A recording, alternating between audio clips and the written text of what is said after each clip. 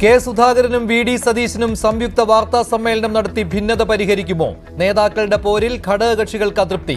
ഒരുമിച്ച് വാർത്താ സമ്മേളനം നടത്തണമെന്ന് UDF കൺവീനറോട് ആവശ്യപ്പെടും.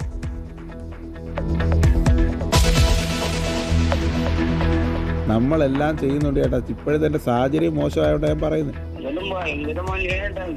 ഈ ഒരു കാര്യത്തിന് ഇവിടെ പല കാര്യത്തിലും ഉണ്ടാവട്ടെ. വണ്ടി ഇവിടെ മാത്രമല്ല കുറവാണ്. CPM ജില്ലാ സമ്മേളനത്തിന് പിരിവ് നൽകാത്ത പമ്പുടമകൾക്ക് ഇന്ധനമില്ല. ഭീഷണി മുഴക്കുന്നത് കൊച്ചി വെല്ലിംഗ്ടൺ ഐലൻഡിലെ ഇന്ധന സംഭരണശാലയിലെ CITU യൂണിയൻ. തിരുവനന്തപുരത്ത് നിന്ന് ഇന്ധനം നിറയ്ക്കാനെത്തിയ ടാങ്കർ ലോറി പിടിച്ചിട്ടു.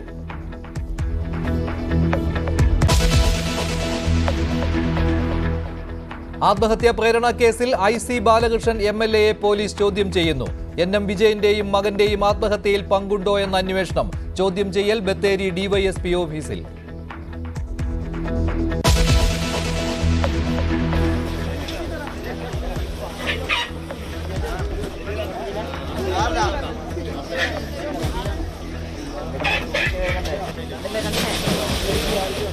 മലപ്പുറം അരീക്കോട് കിണറ്റിൽ വീണ കാട്ടാനയെ കരയ്ക്ക് കയറ്റാൻ ശ്രമം തുടരുന്നു. മയക്ക് വെടിവെക്കണമെന്ന് നാട്ടുകാർ. കൃഷിയിടത്തിലെ കിണറ്റിൽ ആന വീണത് അർദ്ധരാത്രി.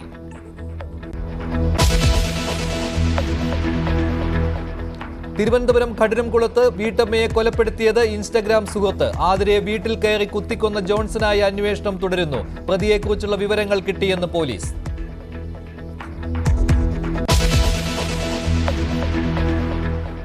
ഹൈദരാബാദിൽ ഭാര്യയെ വെട്ടി കഷ്ണങ്ങളാക്കി കുക്കറിൽ വേവിച്ചു. അതിക്രൂര കൊലപാതകം നടത്തിയത് മുൻ സൈനികൻ.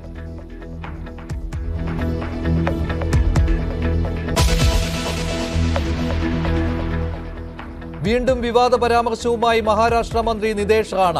ഹിന്ദു കലാകാരന്മാർക്ക് എന്തെങ്കിലും പറ്റിയാൽ ആരുമുണ്ടാകില്ലെന്ന് റാണ. ഏതെങ്കിലും ഖാൻമാർക്ക് കുത്തേറ്റാൽ ചർച്ചയാക്കുമെന്നും മന്ത്രി. സെയ്ഫ് അലിഖാന് കുത്തേറ്റത് അഭിനയമാണോ എന്നും പരിഹാസം.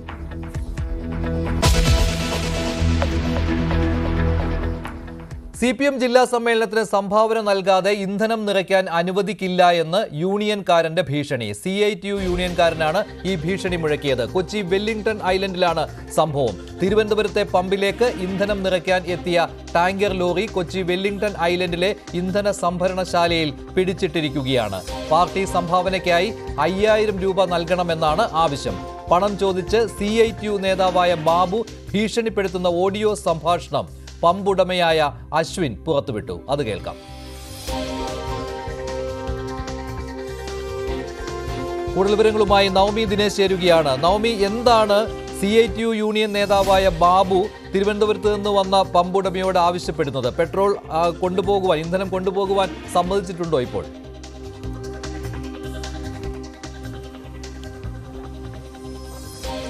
മഞ്ജുഷ, ഇന്ന് രാവിലെയോട് കൂടിയായിരുന്നു ഈ പ്രവാസിയായിട്ടുള്ള അശ്വിന് ഇത്തരത്തിലൊരു ഭീഷണി വന്നിരിക്കുന്നത്. ഈ കാണുന്ന ലോറിയാണ് അശ്വിന്റെ തിരുവനന്തപുരത്തേക്കുള്ള പമ്പിലേക്ക് കൊണ്ടുപോകേണ്ടത്. ഈ ലോറിയിലാണ് ഇന്ധനം നിറയ്ക്കാൻ അനുവദിക്കാതെ ഈ CITU നേതാവായിട്ടുള്ള ബാബു തടഞ്ഞിട്ടിരിക്കുന്ന ഒരു സാഹചര്യം ഉണ്ടായത്. ആദ്യം 10,000 രൂപയാണ് ആവശ്യപ്പെട്ടത്. അത് പാർട്ടി സമ്മേളനത്തിന് വേണ്ടി സംഭാവന നൽകണമെന്ന് ആവശ്യപ്പെട്ടു. താനും പാർട്ടിക്കാരനാണ്, പക്ഷെ ഇത്തരത്തിലൊരു സംഭാവന പിരിക്കാൻ പാർട്ടി ആവശ്യപ്പെട്ടിട്ടില്ലല്ലോ എന്ന് തിരിച്ചു ചോദിച്ചപ്പോഴാണ് എന്നാൽ 5000 രൂപ പാർട്ടിക്ക് സംഭാവനയായി 5000 രൂപയെങ്കിലും വേണമെന്ന് പറഞ്ഞു. തന്റെ പക്കൽ ഇപ്പോൾ 5000 രൂപയില്ല എന്ന് പറഞ്ഞപ്പോഴാണ് അങ്ങനെയാണെങ്കിൽ ഇന്ധനം നിറയ്ക്കാൻ അനുവദിക്കില്ല എന്നുള്ളൊരു നിർദ്ദേശം, അതൊരു ഭീഷണി തന്നെ ഈ ബാബുവിന്റെ ഭാഗത്തു നിന്നും ഉണ്ടായത്. ഒന്നാമത്തെ ടോക്കൺ നമ്പർ കിട്ടിയ ലോറിയാണ് ഇത്. ഉച്ചയ്ക്ക് മുൻപ് തിരുവനന്തപുരത്ത് എത്തേണ്ടതാണ്. ഇല്ലെങ്കിൽ ഇന്ന് രാവിലെ വരെ പെട്രോൾ നിറയ്ക്കാനുള്ളത് മാത്രമേ ഇപ്പോൾ ശാലയിലുള്ളൂ, ഇവിടെ പെട്രോൾ പമ്പിലുള്ളൂ. പക്ഷേ ഇത് തിരുവനന്തപുരത്തേക്ക് എത്താത്തിടത്തോളം സമയം ആ ഉച്ചയ്ക്ക് ശേഷം അവർക്ക് പെട്രോൾ ഇല്ല. അങ്ങനെ വലിയൊരു സാമ്പത്തിക നഷ്ടം തന്നെ ഉണ്ടാകുമെന്ന് കൂടി ഈ പ്രവാസിയായിട്ടുള്ള ഈ അശ്വിൻ പറയുന്ന സാഹചര്യം ഉണ്ടായി. അങ്ങനെ ആദ്യം ഈ അശ്വിൻ പറയുന്നത് പ്രകാരം MP ആയിട്ടുള്ള A. റഹീമിനെ ഇക്കാര്യം വിളിച്ചറിയിക്കുന്നുണ്ട്. A. റഹീം ഇടപെട്ട എത്രയും വേഗം ഈ പമ്പ്, ഈ ടാങ്കറിൽ ഇന്ധനം നിറയ്ക്കാൻ അനുവദിക്കണമെന്ന് CITU നേതാക്കളെ വിളിച്ചറിയിച്ചിട്ടുണ്ട്. പിന്നീട് വീണ്ടും അശ്വിനെ ഈ ബാബു വിളിച്ചിട്ട് വീണ്ടും പറയുന്നു, തനിക്ക് പാർലമെന്റിൽ പിടിപാടുണ്ടല്ലേ, അങ്ങനെയാണെങ്കിൽ ഈ ലോറിയിൽ ഇന്ധനം നിറയ്ക്കുന്നത് ഞാൻ കാണിച്ചു തരാം, നിന്നെ അനുവദിക്കില്ല എന്ന് തന്നെ വീണ്ടും കർശനമായി ഭീഷണിപ്പെടുത്തുന്നു. പിന്നീട് വീണ്ടും അശ്വിൻ, നിസ്സഹായനായ അശ്വിൻ പല പാർട്ടി നേതാക്കളെയും CPM നേതാക്കളെയൊക്കെ വിളിച്ച് ഇടപെട്ട MLA-മാരെ ഉൾപ്പെടെ ഇടപെട്ടിട്ടാണ് ഇപ്പോൾ മാക്സി MLA വിളിച്ചു പറഞ്ഞതിനെ തുടർന്നാണ് ഇപ്പോൾ ഈ ലോറിയിൽ ഇന്ധനം നിറയ്ക്കാൻ അനുമതി നൽകിയത്. അങ്ങനെ ഒരു CITU നേതാവിന്റെ ഭീഷണിയെ തുടർന്ന് നിസ്സഹായ അവസ്ഥയിലായിരിക്കുന്ന ഒരു പാവപ്പെട്ട പ്രവാസിയാണ് ഇക്കാര്യം നമ്മളോട് വ്യക്തമാക്കിയത്. ഇപ്പോൾ ആ ഓഡിയോ കേൾക്കാം. എന്താണ് CITU യൂണിയൻ നേതാവായ ബാബു പമ്പുടമയായ അശ്വിനെ ഭീഷണിപ്പെടുത്തിയ വാചകങ്ങൾ, അതിലേക്ക്.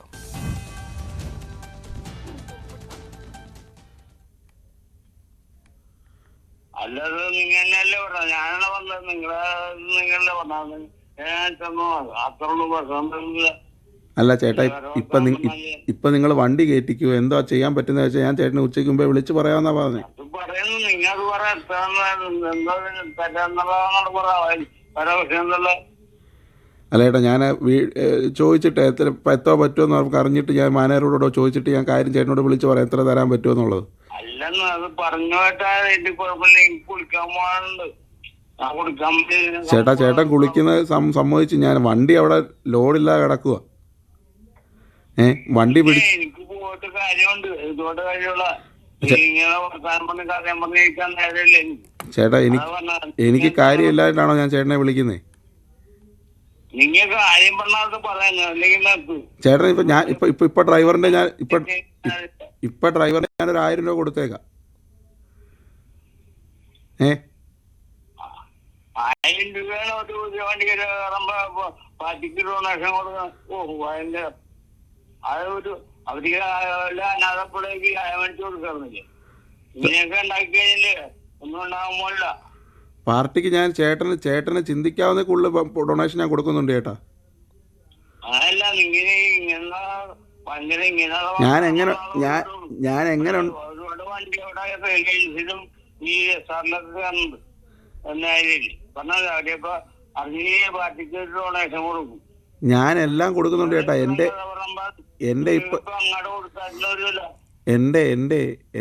എന്റെ സാഹചര്യം ചേട്ടൻ ഇപ്പൊ അറിയാത്തത് കൊണ്ടാ ചേട്ടൻ ഇങ്ങനെ ഓരോ പ്രശ്നങ്ങളിലൊക്കെ ഈ പറഞ്ഞ മലയാളികാരും ഒരാളും ഇവിടെ വന്ന് കാണാനല്ല. ഞങ്ങൾ എല്ലാം അങ്ങനെ തന്നെ ഇവിടെ ഇടപെട്ട് വന്ന ഈ കമ്പനിക്കാരുടെ പ്രശ്നം ഉണ്ടാക്കാൻ സംസാരിക്കും. ഇപ്പൊ അസാടത്തിന്റെ പ്രശ്നം ഉണ്ടായിട്ടും നമ്മ തന്നെ പോയതും സംസാരിക്കും. അതൊക്കെ നിങ്ങൾ അറിയാനില്ല. അസാടസ് ഇല്ലാണ്ട് തങ്ങും വണ്ടി ഒന്നും ഓടിക്കാൻ പറ്റില്ല. പറഞ്ഞാൽ ഉണ്ടായിട്ട് കാര്യമില്ല. അതൊക്കെ ഇതിനൊക്കെ എല്ലാത്തും സംഘടന സമരം ചെയ്യാനും പല കാര്യങ്ങളും. ചേട്ടാ, സംഘടന സമരം ചെയ്യുന്നതിനും എടുക്കുന്നതിനും ഒക്കെ ഞാൻ എല്ലാത്തിനും കൂടെ ഉണ്ട്. പക്ഷെ ഇപ്പോഴത്തെ എന്റെ സാഹചര്യം ചേട്ടൻ അറിയാത്തത് കൊണ്ടാ ചേട്ടൻ നാട്ടിൽ നിന്നിട്ട് കൂടെ ഉണ്ടെന്ന് പറഞ്ഞിട്ട് വലിയ കാര്യമുണ്ടോ? ഓരോ കാര്യത്തിനാണ് വില. കൂടെ ഉണ്ടെന്ന് പറഞ്ഞിട്ട് എന്താ? നമ്മളെല്ലാം ചെയ്യുന്നുണ്ട് ചേട്ടാ. ഇപ്പോഴത്തെ എൻ്റെ സാഹചര്യം മോശമായതുകൊണ്ടാണ് ഞാൻ പറയുന്നത്. ചേട്ടൻ അറിയാത്തതുകൊണ്ടാണ്. ഇപ്പോൾ നമുക്ക് പമ്പുണ്ടെന്നേ ഉള്ളൂ, സാഹചര്യം മോശമായതുകൊണ്ടാണ് പറയുന്നത്. പ്രവാസിയായ അശ്വിനാണ് തിരുവനന്തപുരത്തെ പമ്പുടമ. അവിടെ നിന്നുള്ള ലോറിയാണ് ഇന്ധനം നിറയ്ക്കുന്നതിന് വേണ്ടി കൊച്ചി വെല്ലിംഗ്ടൺ ഐലൻഡിലെ ഇന്ധന സംഭരണശാലയിൽ എത്തിയത്. ടോക്കൺ നൽകിയിരുന്നു രാവിലെ തന്നെ. എന്നാൽ ഇന്ധനം നിറച്ചു നൽകാൻ വിസമ്മതിക്കുകയായിരുന്നു. CPM സമ്മേളനത്തിന് പിരിവ് നൽകണം എന്നായിരുന്നു CITU യൂണിയൻ നേതാവായ ബാബുവിന്റെ ആവശ്യം. ഗതികെട്ടിട്ടാണ് ഈ ഒരു സംഭാഷണം അശ്വിൻ പിന്നീട് പുറത്തുവിട്ടത്. നവമി, ഇപ്പോൾ ഇത് പരാതിയായതിനു ശേഷം എന്താണ് അവിടുത്തെ അവസ്ഥ? ടാങ്കർ ലോറിയിൽ ഇന്ധനം നിറയ്ക്കുവാൻ സമ്മതിച്ചിട്ടുണ്ടോ ഇപ്പോൾ?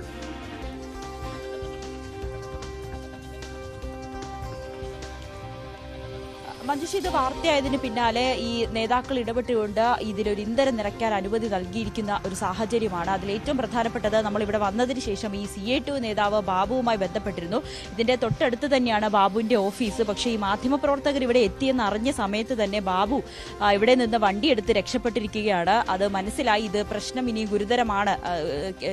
നേതാക്കളൊക്കെ ഇടപെട്ട സാഹചര്യത്തിൽ, മാധ്യമപ്രവർത്തകരൊക്കെ ഇത് വാർത്തയാക്കുന്ന സാഹചര്യത്തിൽ പ്രശ്നം ഗുരുതരമാണെന്ന് മനസ്സിലാക്കിയ ബാബു ഇവിടെ നിന്ന് ഓടി രക്ഷപ്പെട്ടിരിക്കുകയാണെന്ന് തന്നെ നമുക്ക് പറയാം. പിന്നീട് വിളിച്ച സമയത്ത് പോലും ബാബു ഫോൺ എടുക്കാനും തയ്യാറായിട്ടില്ല. എന്തായാലും ഈ ഇന്ധനം നിറയ്ക്കാൻ വേണ്ടിയിട്ട് അനുമതി നൽകിയിട്ടുണ്ട്. ഇപ്പോൾ ഇന്ധനം നിറച്ചതിന് ശേഷമാണ് ഈ ലോറി ഇപ്പോൾ പുറത്തേക്ക് ഇട്ടിരിക്കുന്നത്. ഇതിന്റെ ഡ്രൈവർ ഇപ്പോൾ പുറത്തേക്ക് വരും. നമുക്ക് അയാളോട് തന്നെ ഇതിന്റെ കൂടുതൽ വിശദാംശങ്ങൾ ചോദിച്ചറിയുകയും ചെയ്യാം. എന്തായാലും ഒരു CITU നേതാവിന്റെ ഒരു ധാർഷ്ട്യം അല്ലെങ്കിൽ ഒരു ഭീഷണിക്ക് ഇരയാകേണ്ടി വന്ന ഒരു പാവം പ്രവാസിയാണ്. പ്രവാസിയുടെ ശബ്ദമാണ് നമ്മളിപ്പോൾ കേട്ടത്. നൽകിയത്. എന്തായാലും CITU യൂണിയൻ നേതാവ് അവിടെ നിന്ന് മുങ്ങിയിരിക്കുകയാണ്. CPM സമ്മേളനത്തിന് പണം നൽകിയില്ലെങ്കിൽ ഇന്ധനം നിറച്ച് നൽകില്ല എന്നായിരുന്നു പെട്രോൾ പമ്പ് ഉടമയോട് ഭീഷണിയായിട്ട് പറഞ്ഞിരുന്നത്. അവസാനം നേതാക്കൾ ഇടപെട്ടു. ഇത് വിഷയമാകുമെന്ന് കണ്ടതോടുകൂടി യൂണിയൻ നേതാവ് അവിടെ നിന്ന് രക്ഷപ്പെട്ടിരിക്കുകയാണ്.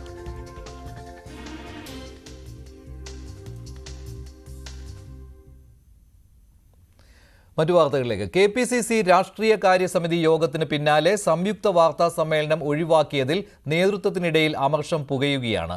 കോൺഗ്രസിന്റെ തലപ്പത്തെ ഭിന്നത UDFന്റെ കെട്ടുറപ്പിനെ ബാധിക്കുമെന്ന വിമർശനവുമായി ഘടകകക്ഷി നേതാക്കളും രംഗത്തെത്തിയിട്ടുണ്ട്. പ്രതിപക്ഷ നേതാവും KPCC അധ്യക്ഷനും ഒരുമിച്ച് മാധ്യമങ്ങളെ കാണണമെന്ന ആവശ്യം ഘടകകക്ഷി പ്രതിനിധികൾ UDF കൺവീനറെ അറിയിക്കും. രാഷ്ട്രീയ കാര്യസമിതിയിൽ AP അനിൽകുമാർ പ്രതിപക്ഷ നേതാവിനെതിരെ നടത്തിയ വിമർശനം KC വേണുഗോപാലിന്റെ മൗനാനുവാദത്തോടെയെന്നാണ് സൂചന.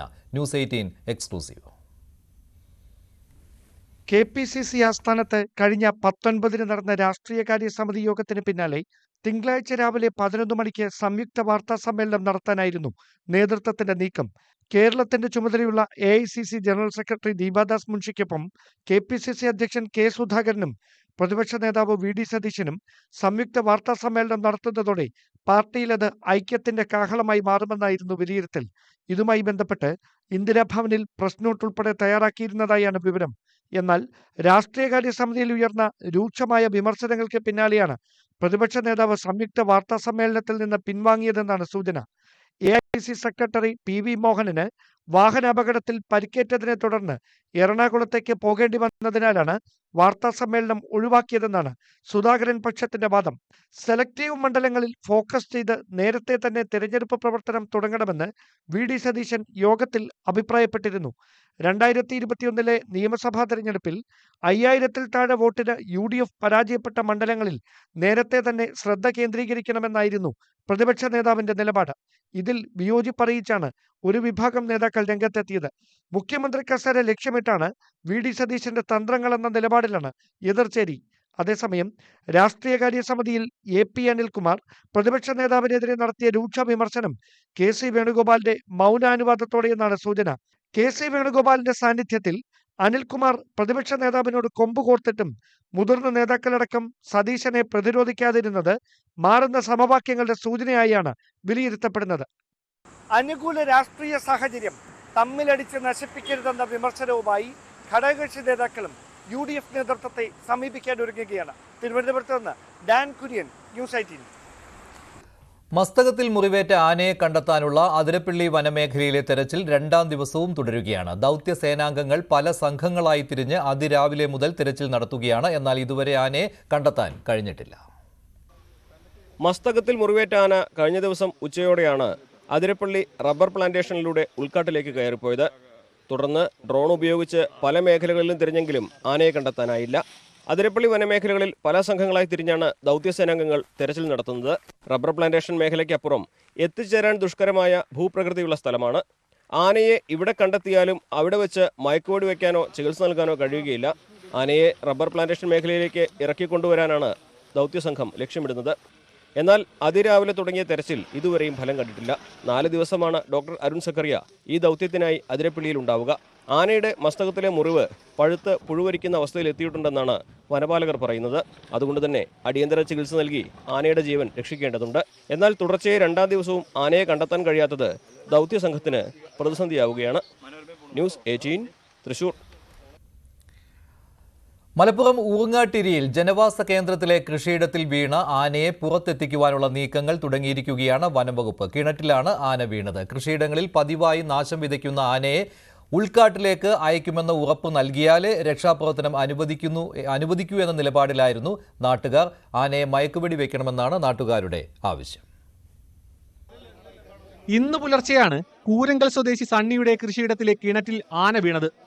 ആൾമറയില്ലാത്ത കിണറിന്റെ ഒരു ഭാഗം മണ്ണുമാന്തി യന്ത്രം ഉപയോഗിച്ച് തകർത്ത ശേഷം ആനയെ പുറത്തെത്തിക്കാനാണ് വനം വകുപ്പ് നീക്കം. 25 അടി താഴ്ചയിലുള്ള കിണറ്റിലാണ് കാട്ടാന കിടക്കുന്നത്.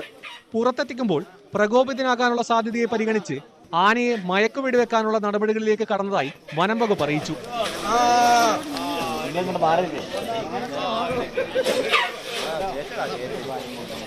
ആന കിണറ്റിൽ വീണതോടെ പ്രതിഷേധവുമായി നാട്ടുകാർ രംഗത്തെത്തി. ആനയെ ജനവാസ കേന്ദ്രങ്ങളോട് ചേർന്ന വനമേഖലയിൽ തുറന്നുവിടില്ലെന്ന് ഉറപ്പുവരുത്തിയാൽ മാത്രമേ രക്ഷാപ്രവർത്തനം അനുവദിക്കൂ എന്ന് നാട്ടുകാർ പറഞ്ഞു. ഇത് മാസങ്ങളായിട്ട് ഇവിടെയുള്ള സാധനമാണ്. ഇത് കൃഷിയുടെ മാത്രം നശിപ്പിക്കുന്ന സാധനം, അല്ലാതെ ഇത് വേറെ ഉള്ള കൂട്ടത്തിൽപ്പെട്ട സാധനമല്ല. ഇത് ഒറ്റയാനാണ്, ചുള്ളിക്കൊമ്പൻ എന്ന് പറയുന്ന സാധനമാണിത്. ഇതിലെ ഇങ്ങനെ കിടന്ന് വട്ടം കറങ്ങുക, കൃഷിയിടത്തിൽ നിന്ന് പോവില്ല. മിനിഞ്ഞാന്ന് രാത്രി ഞങ്ങൾ ഇതിനെ ഓടിച്ച് ഫോറസ്റ്റിൽ കയറ്റിയതാണ്. ഇന്നലെ ഈ കഴിഞ്ഞ രാത്രി 9 മണിയായപ്പോൾ ഇത് റോട്ടിലിറങ്ങി. ഇപ്പൊ റോട്ടിലാണ് പരിപാടി. ഓരോരുത്തരുടെ വീട്ടിൽ കൂടെ ജില്ല വീട്ട് ഈ സുഹൃത്തിന്റെ വീടിന്റെ മിറ്റത്തിൽ കൂടെയാണ് കഴിഞ്ഞ ദിവസം രാത്രി ഇറങ്ങിപ്പോയത്. ഒരു 5:30 ആയപ്പോൾ. ഇവിടെയൊക്കെ എന്ന് പറഞ്ഞാൽ 4 മണി 5 മണിയാകുമ്പോൾ ആളുകൾ ടാപ്പിന് ഇറങ്ങുന്ന സമയമാണ്. ആ സമയത്ത് ഇറങ്ങിയെങ്കിലും ഈ കഴിഞ്ഞ രാത്രി ഞങ്ങൾ വന്നപ്പോൾ തന്നെ ഞങ്ങൾ ഇതിൽ അടിപ്പെടേണ്ടതാണ്. ഇന്നലെ രാത്രി ഒരു ബൈക്കാരൻ ഈ ആനയുടെ മുമ്പിൽ പെട്ടതാണ്. എന്നിട്ട് ഇതിനകത്ത് പിന്നെ കാട്ടിലേക്ക് അയച്ചുവിട്ട് എന്താ കാര്യമുള്ളത്? നാട്ടുകാർക്ക് പിന്തുണയുമായി ജനപ്രതിനിധികളും രാഷ്ട്രീയ നേതാക്കളും രംഗത്തെത്തി. ഞങ്ങൾ 1.5 വർഷം മുമ്പ് DFOന്റെ അടുത്ത് നിലമ്പൂര് ബഹുമാനപ്പെട്ട വനം വകുപ്പ് മന്ത്രി 2 MLA നേതൃത്വത്തിൽ മീറ്റിംഗ് കൂടിയ പ്രകാരം സോളാർ ഫെൻസിങ്ങും ട്രെഞ്ചിങ്ങും ഒക്കെ ഓഫർ തന്നാണ്. പക്ഷെ അതൊന്നും ഇവിടെ നടന്നിട്ടില്ല. പിന്നെ ഇപ്പൊ അവസാന ഘട്ടത്തിൽ കുറച്ച് ഫെൻസിങ് നടക്കുന്നുണ്ടെന്ന് പറഞ്ഞാൽ അതും വേണ്ട രീതിയിലുള്ള പണി നടക്കണില്ല. കരാറുകാരെ ഞങ്ങൾ നിരന്തരം വിളിക്കാറുണ്ട്. ഇവിടുത്തെ പ്രശ്നം കൊണ്ട് ഏകദേശം 1.5 മാസമായിട്ട് ഇവിടെയുള്ള ജനങ്ങൾ ഉറങ്ങിയിട്ടില്ല. ഇന്നലെ അർദ്ധരാത്രിയോടെയാണ് 7 കാട്ടാനകൾ ജനവാസ മേഖലയിലെത്തിയത്. നാട്ടുകാർ വിവരമറിയിച്ചതിനെ തുടർന്ന് വനം വകുപ്പ് ഉദ്യോഗസ്ഥർ സ്ഥലത്തെത്തി പരിശോധനകൾ നടത്തുന്നതിനിടെയാണ് ആനകളിലൊന്ന് കിണറ്റിൽ വീണത്. ന്യൂസ് 18 കോഴിക്കോട്. സംസ്ഥാനത്ത് വന്യജീവി ആക്രമണങ്ങളിൽ മരണങ്ങൾ കൂടുന്നു എന്ന ആരോപണം ശരിയല്ലെന്നാണ് വനമന്ത്രി AK ശശീന്ദ്രൻ ഇപ്പോഴും പറയുന്നത്. കരുളായിയിൽ വനത്തിനുള്ളിൽ കൊല്ലപ്പെട്ടവരുടെ ആശ്രിതർക്ക് പോലും സർക്കാർ സഹായം നൽകിയെന്നും മന്ത്രി പറഞ്ഞു. ജനതാൽപര്യം പരിഗണിച്ച് മാത്രമേ വനനിയമത്തിൽ മാറ്റം വരുത്തൂവെന്നും മന്ത്രി. മലയോര മേഖലയിലെ ജനങ്ങൾക്ക് വേണ്ടി സർക്കാർ ഒന്നും ചെയ്യുന്നില്ലെന്ന് പ്രതിപക്ഷം കുറ്റപ്പെടുത്തി. നിലമ്പൂർ മൂത്തേടത്ത് കാട്ടാനാക്രമണത്തിൽ സരോജിനി കൊല്ലപ്പെട്ടതായിരുന്നു പ്രതിപക്ഷത്തിന്റെ റൂൾ 50 നോട്ടീസ്. വനമേഖലയിലെ ജനങ്ങൾ ആകെ ഭീതിയിലാണെന്നും വന്യജീവി ആക്രമണങ്ങളിൽ മരണം തുടർക്കഥയാകുന്നുവെന്നും പ്രതിപക്ഷം. എന്നാൽ വനത്തിനുള്ളിൽ നടന്ന മരണത്തിന് പോലും സർക്കാർ സഹായം നൽകിയെന്ന് മന്ത്രി. വന്യജീവി ആക്രമണങ്ങളിൽ മരണം കൂടുന്നുവെന്ന ആരോപണത്തെയും മന്ത്രി ചോദ്യം ചെയ്തു. ജനങ്ങൾക്ക് ഉപകാരപ്രദമായ രീതിയിൽ കേന്ദ്ര വനനിയമത്തിൽ പൊളിച്ചെഴുത്ത് നടത്തേണ്ടതുണ്ട്. കേരള വനനിയമത്തിലും മാറ്റങ്ങൾ വരുത്തേണ്ടതുണ്ട്. ജനങ്ങളുമായി സംവദിച്ച് ജനങ്ങളുടെ വികാരങ്ങൾ മനസ്സിലാക്കി കർഷക സമൂഹത്തിന്റെ താല്പര്യങ്ങൾക്ക് ഹാനി വരാത്ത വിധത്തിലുള്ള നടപടികൾ മാത്രമേ ആരൊക്കെ എന്തൊക്കെ പറഞ്ഞാലും ഈ സർക്കാർ സ്വീകരിക്കുകയുള്ളൂ. വനമേഖലയിലെ ജനങ്ങളോട് സത്യസന്ധതയില്ലാത്ത സമീപനമാണ് സർക്കാരിന്റേതെന്ന് മാത്യു കുഴൽനാടന്റെ കുറ്റപ്പെടുത്തൽ. അങ്ങ് മുഖ്യമന്ത്രിയായിരിക്കുന്ന ക്യാബിനറ്റ് കാണാതെയാണോ ആ ഭേദഗതി നിയമം പബ്ലിഷ് ചെയ്തത്? ഞാൻ ചോദിക്കട്ടെ, ഇന്ന് ബാക്കി ഈ കരനാഥന്മാരായി മുന്നിലിരിക്കുന്ന മന്ത്രിമാർ എല്ലാവരുടെയും കയ്യിൽ ഈ കടലാസ് കഷ്ണം എത്തിയതല്ലേ? ഈ നിയമം നിങ്ങൾ വായിച്ചതല്ലേ? ഈ നിയമം നിങ്ങൾ വായിച്ചറിഞ്ഞിട്ടാണ് ഈ സഭയിൽ കൊണ്ടുവരാൻ വേണ്ടി പബ്ലിഷ് ചെയ്തത്. മലയോര കർഷകരോട് ശത്രുക്കളെ പോലെയാണ് വനം ഉദ്യോഗസ്ഥർ പെരുമാറുന്നത്. സർക്കാരും അവരെ അവഗണിക്കുന്നുവെന്ന് പ്രതിപക്ഷ നേതാവ് VD സതീശൻ. എന്തിനാണ് ശത്രുക്കളായി കാണുന്നത് കർഷകരെ? ഈ മലയോരത്ത് ജീവിക്കുന്ന ആളുകൾ വനസംരക്ഷണത്തിന്റെ ശത്രുക്കളായി കാണരുത്. ഉദ്യോഗസ്ഥന്മാർക്ക് തോന്നിയ പോലെ അവകാശം കൊടുത്തു. കേന്ദ്ര വനനിയമം പൊളിച്ചെഴുതണം. ജനങ്ങളുടെ താൽപര്യങ്ങൾ പരിഗണിച്ച് സംസ്ഥാന വനനിയമത്തിലും മാറ്റം വരുത്തുമെന്ന് വനമന്ത്രി വ്യക്തമാക്കി. വനമേഖലയിലെ പ്രശ്നങ്ങളിൽ സർക്കാരിന് നിസ്സംഗതയെന്നാരോപിച്ച് പ്രതിപക്ഷം സഭയിൽ നിന്ന് ഇറങ്ങിപ്പോയി. ന്യൂസ് 18 തിരുവനന്തപുരം. വയനാട് ദുരന്തബാധിതരുടെ പുനരധിവാസത്തിന് കേന്ദ്ര സർക്കാരിൽ നിന്ന് ഇതുവരെ ധനസഹായം കിട്ടിയിട്ടില്ലെന്ന് മുഖ്യമന്ത്രി നിയമസഭയെ അറിയിച്ചു. മുഖ്യമന്ത്രിയുടെ ദുരിതാശ്വാസ നിധിയിലേക്ക് 712 കോടി രൂപയാണ് കിട്ടിയത്. ദുരന്തബാധിതർക്ക് പ്രത്യേകം കൃഷിഭൂമി നൽകാനാകില്ലെന്നും മുഖ്യമന്ത്രി പറഞ്ഞു. സാധാരണഗതിയിൽ നമ്മൾ ഇത്തരമൊരു ദുരന്തമുണ്ടായാൽ അതിനാവശ്യമായ പുനരധിവാസ പ്രവർത്തനങ്ങൾ നടത്തുന്നതിന് സ്വാഭാവികമായി ഉണ്ടാകുന്ന കാലതാമസം നമുക്ക് എല്ലാവർക്കും അറിയാം. ഭൂമി സംബന്ധിച്ച് ഏറ്റെടുക്കേണ്ട കാര്യത്തിൽ ക്യാബിനറ്റ് 61 ദിവസം കൊണ്ട് തീരുമാനമെടുത്തു കഴിഞ്ഞിട്ടുണ്ട്. വളരെ വേഗത്തിൽ തന്നെ ഈ ഭൂമി പൂർണ്ണമായി ഏറ്റെടുക്കാനാകുമെന്ന് തന്നെയാണ് സർക്കാർ കണക്കാക്കുന്നത്. ആ യോഗത്തിൽ പറഞ്ഞ കണക്ക് നമ്മുടെ ഈ പദ്ധതി തയ്യാറാക്കുമ്പോൾ ഉണ്ടായ ചില കണക്കുകൂട്ടലിന്റെ അടിസ്ഥാനത്തിലാണ്. ടൗൺഷിപ്പ് പദ്ധതി നടത്തിപ്പിനായി മുഖ്യമന്ത്രിയുടെ നേതൃത്വത്തിൽ വയനാട് പുനർനിർമ്മാണ സമിതി, മുഖ്യമന്ത്രിയും പ്രതിപക്ഷ നേതാവും പ്രമുഖ സ്പോൺസർമാരും അടങ്ങുന്ന ഉപദേശക സമിതി, ചീഫ് സെക്രട്ടറി ചെയർപേഴ്സണായ ഏകോപന സമിതിയും രൂപീകരിക്കുന്നതിന് തീരുമാനിച്ചിട്ടുണ്ട്. കേന്ദ്ര സർക്കാരിൽ നിന്ന് ഇതുവരെ ധനസഹായം ലഭിച്ചിട്ടില്ല. മുഖ്യമന്ത്രിയുടെ ദുരിതാശ്വാസ നിധിയിൽ 17/1/2025 വരെ 712,98,00,000 രൂപ ലഭിച്ചിട്ടുണ്ട്. വയനാട്ടിലെ പുനരധിവാസം അനിശ്ചിതത്വത്തിലാണെന്നാണ് നിയമസഭയിൽ പ്രതിപക്ഷ നേതാവ് VD സതീശൻ പറഞ്ഞത്. പുനരധിവാസ പ്രക്രിയ തന്നെ ഒരു അനിശ്ചിതത്വത്തിലെത്തി നിൽക്കുകയാണ്. 1000 സ്ക്വയർ ഫീറ്റ് വീടിന് 30 ലക്ഷം രൂപ എന്ന് സർക്കാർ തീരുമാനിച്ചതോടുകൂടി നിരവധി ഡോണേഴ്സ് അതിൽ നിന്ന് പിൻവാങ്ങിയിരിക്കുക. മുഖ്യമന്ത്രി വിളിച്ചു ചേർത്ത സമ്മേളനത്തിൽ തന്നെ പലരും ഈ 30 ലക്ഷം രൂപ എന്നുള്ള എമൗണ്ട് 1000 സ്ക്വയർ ഫീറ്റ് വീട് വയ്ക്കാൻ, സംസ്ഥാനത്ത് ഒരുപാട് ഏജൻസികൾ 20 ലക്ഷം രൂപയ്ക്ക് ആ വീട് വയ്ക്കാൻ തയ്യാറായി നിൽക്കുമ്പോൾ, അല്ലെങ്കിൽ അതിന് താഴെ തയ്യാറായി നിൽക്കുമ്പോൾ 30 ലക്ഷം രൂപ വീട് എന്നുള്ളതൊരു വലിയ തുകയാണ് എന്നതുകൊണ്ട് നേരത്തെ വാഗ്ദാനം ചെയ്ത പല ഏജൻസികളും പലരും അതിൽ നിന്ന് പിൻവാങ്ങുന്ന ഒരു സാഹചര്യം വന്നിട്ടുണ്ട്. കേരള കോൺഗ്രസ് എം ഇടതുമുന്നണി വിടുന്ന പ്രശ്നമില്ലെന്ന് മന്ത്രി റോഷി അഗസ്റ്റിൻ നിയമസഭയിൽ പറഞ്ഞു. മുന്നണി മാറ്റങ്ങളുടെ അഭ്യൂഹങ്ങൾക്കിടെയാണ് ഇടതുമുന്നണിയോടുള്ള കൂറ് മന്ത്രി നിയമസഭയിൽ തന്നെ വ്യക്തമാക്കിയത്. പെരുവഴിയിലായിരുന്ന കേരള കോൺഗ്രസിന് കൈ തന്നത് മുഖ്യമന്ത്രി പിണറായി വിജയനാണെന്നും സർക്കാരിനൊപ്പം ഉറച്ചു നിൽക്കുമെന്നും റോഷി അഗസ്റ്റിൻ വ്യക്തമാക്കി.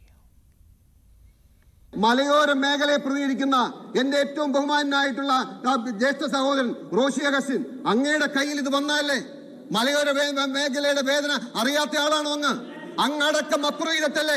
മുഖ്യമന്ത്രി അപ്രൂവ് ചെയ്യാതെ ഒരു കാരണവശാലും ഈ ബില്ല് പബ്ലിഷ് ചെയ്യില്ല എന്നിരിക്കെ മലയോര മേഖലയുടെ ശബ്ദം ദുർബലമായി എന്ന് മാത്രമല്ല സർ, UDF ആയിരുന്നപ്പോ KM മാണി ഉണ്ടായിരുന്നപ്പോ മലയോര മേഖലയുടെ ജനയുടെ ശബ്ദം അധികാരത്തിന്റെ അകത്തളങ്ങളിൽ മുഴങ്ങുമായിരുന്നു. പക്ഷെ ഇന്ന് അധികാരത്തിന്റെ അകത്തളങ്ങളിൽ അവരുടെ ശബ്ദമില്ല എന്ന് മാത്രമല്ല, അവരുടെ രോദനം കേൾക്കാൻ കഴിയുന്ന ഒരു കാത് പോലും ഇല്ലാത്ത സർക്കാരായി മാറി. കേരള കോൺഗ്രസിന് ഈ UDF-ലായിരിക്കുമ്പോ എത്ര ശബ്ദമുണ്ടായിരുന്നു സർ? അവര് KM മാണി ജീവിച്ചിരിക്കുന്ന സമയത്ത് UDF സർക്കാർ അധികാരത്തിലിരുന്നാൽ ഇങ്ങനെ ഒരു ഭേദഗതി ബിൽ ഈ സംസ്ഥാനത്ത് പബ്ലിഷ് ചെയ്യപ്പെടുമായിരുന്നു. കേരള കോൺഗ്രസ് UDF-ന്റെ ഭാഗമാകാൻ അർഹതയില്ലെന്ന് പറഞ്ഞ് കണ്ടിച്ച് താഴേക്ക് വെച്ചു. ഞങ്ങൾ മലയോര കർഷകരും പെരുവഴി നിൽക്കണോ? ആ മലയോര കർഷകരെയും ജനങ്ങളെ സംരക്ഷിക്കാൻ ഈ പിണറായിയും കൂട്ടരും ഞങ്ങളോടൊപ്പം ഉണ്ടായിരുന്നു. ആ പിണറായി സർക്കാരിനോടൊപ്പം ഇന്നതിന്റെ ഭാഗമായി നിന്നുകൊണ്ട് ആ മലയോര കർഷകരെ സംരക്ഷിക്കുന്നതിൽ 100% വിജയിച്ചു എന്നാണ് ഞങ്ങളുടെ കണക്ക്. ഗവൺമെന്റ് ഭാഗമായി നിന്നുകൊണ്ട് കേരള കോൺഗ്രസ് നിലപാട് ആവർത്തിക്കും.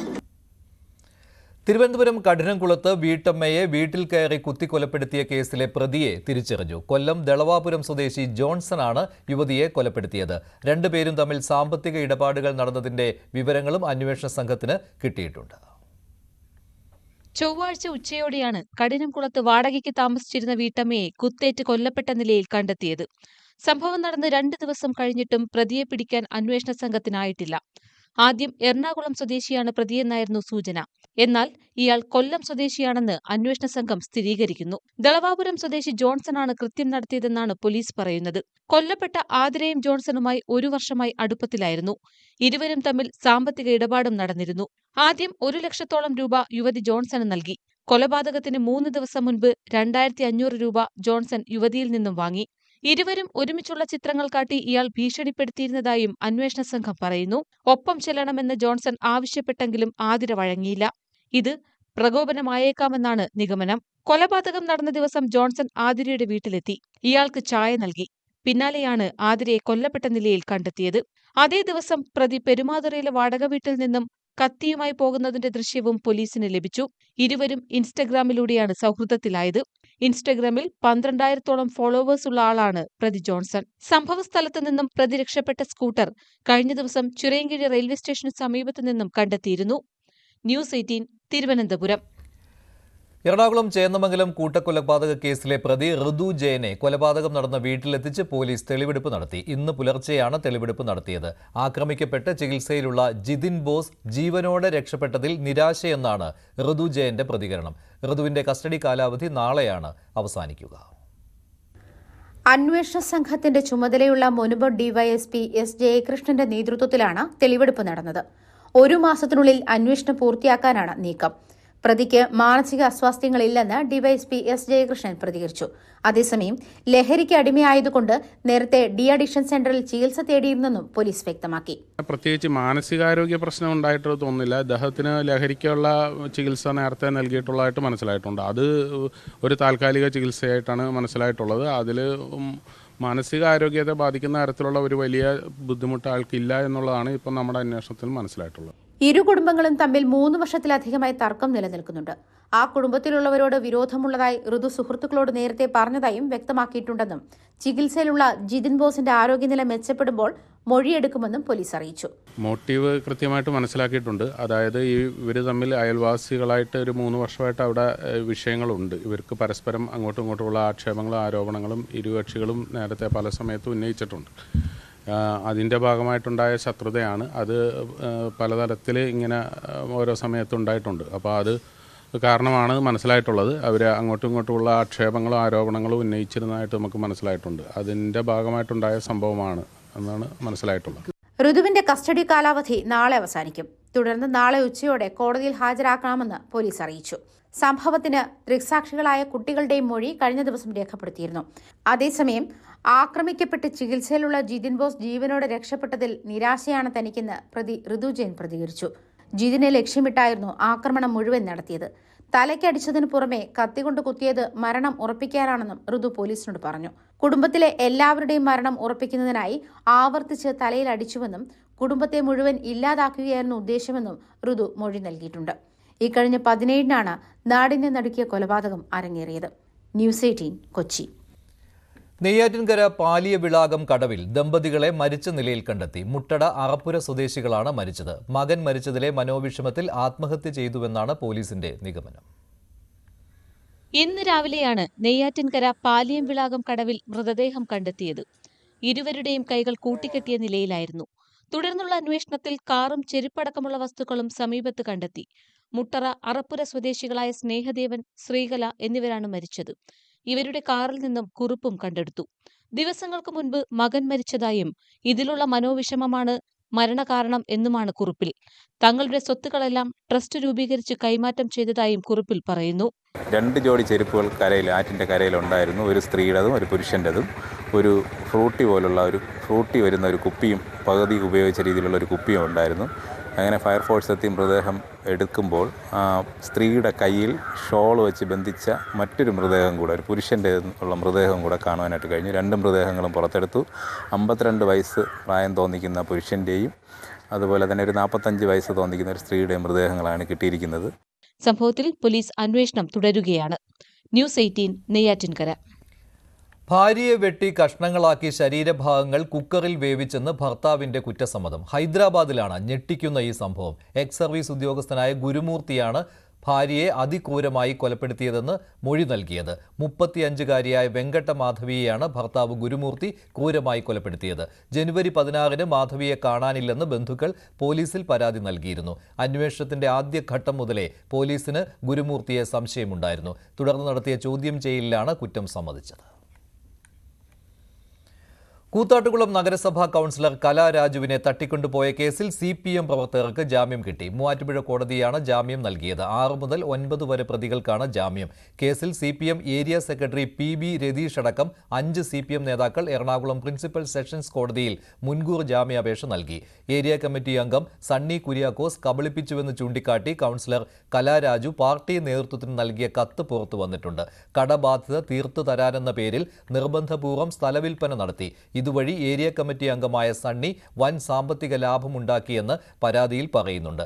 2024 സെപ്റ്റംബറിലാണ് പരാതി നൽകിയത്.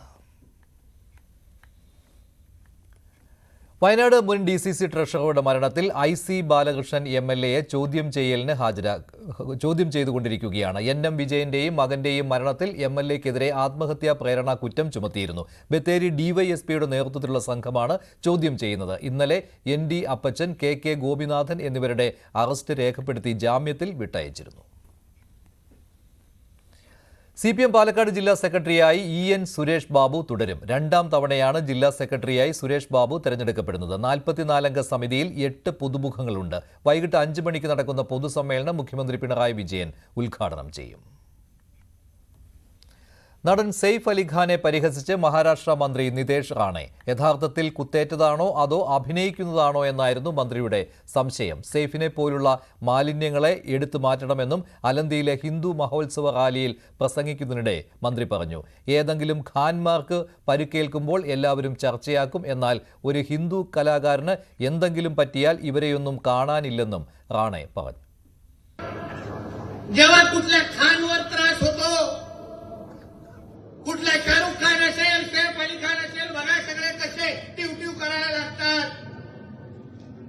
पण कुठल्या हिंदू कलाकारावर कुठल्या त्या सुशांत सिंग राजपूतवर काय झालं, तो तुझा मुंबराच्या जितो नाही आला बिळाच्या बाहेर. ही तुमच्या बारामतीची ताई नाही आली तेव्हा बाहेर. तिला बरोबर सैफ अली खानची चिंता आहे. മെക്സവൺ വിഷയത്തിൽ കാന്തപുരം അബൂബക്കർ മുസ്ലിയാരെ പിന്തുണച്ച് ജിഫ്രി മുത്തുക്കോയ തങ്ങൾ. മതവിധിയെ പിന്തുണച്ചാൽ മാത്രം പോരാ, പിന്തുണയ്ക്കുന്നവരുടെ പരിപാടികളിൽ അത് നടപ്പിലാക്കാനും ശ്രമിക്കണം. പണ്ഡിതന്മാരെ കൊഞ്ഞനം കുത്തുന്ന പരിപാടി അവസാനിപ്പിക്കാൻ എല്ലാവരും ശ്രമിക്കണമെന്നും ജിഫ്രി മുത്തുക്കോയ തങ്ങൾ ആവശ്യപ്പെട്ടു. ചില ആളുകളൊക്കെ പറഞ്ഞു, കാന്തപുരം അബൂബക്കർ മുസ്ലിയാരെ സ്ത്രീകളുടെ സംബന്ധിച്ച് ഒരു മതവിധി അദ്ദേഹം പറഞ്ഞപ്പോൾ അതിന് ചിലരൊക്കെ പിന്തുണച്ചു എന്ന് പറഞ്ഞു. പിന്തുണച്ചാൽ പോരാന്ന് എനിക്ക് പറയാനുള്ളത്, നടപ്പിൽ വരുത്താൻ വേണ്ടി ശ്രമിക്കണം. അത് നടപ്പിൽ വരുത്താണ്ടല്ലോ അവരവരുടെ. അപ്പോൾ മതവിധി പല ഉസ്താദന്മാരും പറയും, അത് പറയുമ്പോൾ അതിൻ്റെ ഇതിലേക്ക് കൊഞ്ഞനം കാട്ടുകയല്ല വേണ്ടത്. അമേരിക്കയിലെ ലോസ് ഏഞ്ചൽസിന് വടക്കുള്ള പർവ്വതനിരകളിലും കാട്ടുതീ. 30,000 പേരെ അടിയന്തരമായി ഒഴിപ്പിക്കും. 39 ചതുരശ്ര കിലോമീറ്റർ പ്രദേശമാണ് കത്തി നശിച്ചത്. കാസ്റ്റേക്ക് തടാകത്തിന് സമീപം അന്തരീക്ഷമാകെ ഇരുണ്ട പുക നിറഞ്ഞിരിക്കുകയാണ്.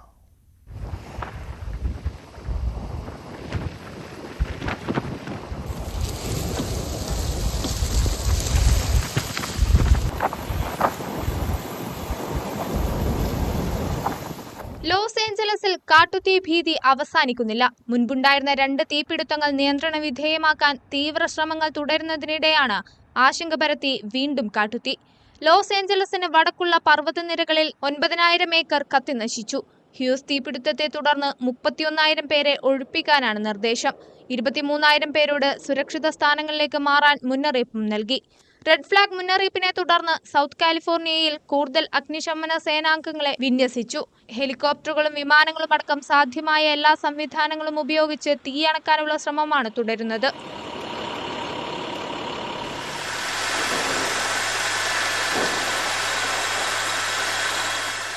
Right now, the numbers that I have is that we have approximately 31,000 people who are affected by our evacuation orders. Another 23,000 that are impacted by evacuation warnings. The one facility, PD South, would be evacuated. That had approximately 476 inmates. We moved those inmates to another facility on the campus.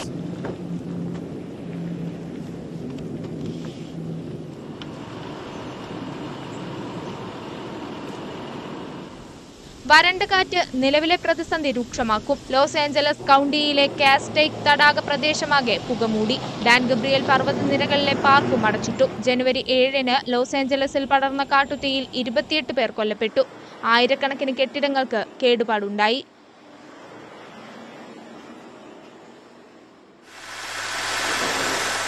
News desk, news 18.